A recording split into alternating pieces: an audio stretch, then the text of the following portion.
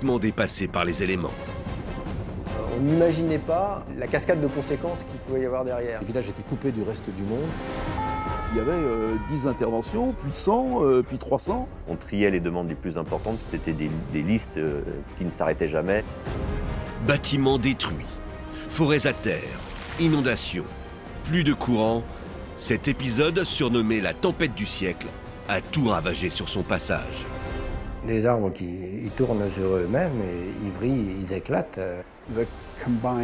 Les dégâts combinés pour ces tempêtes étaient équivalents à la récolte annuelle de bois pour toute l'Europe. Touchés jusque dans leur foyer, les Français sont traumatisés par cet événement.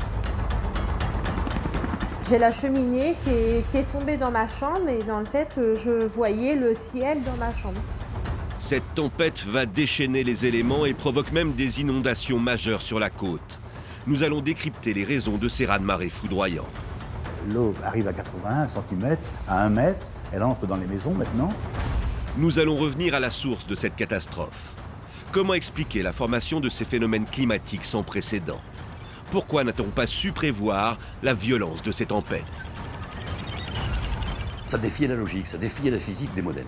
Elle s'est formée à une telle vitesse qu'elle a échappé à tous les calculs de probabilité. Pour comprendre les rouages de ce phénomène, nous sommes allés à la rencontre des témoins, mais aussi des météorologues et des spécialistes qui ont analysé le cœur de ces tempêtes et leurs conséquences. La tempête de 1999, une catastrophe hors de contrôle.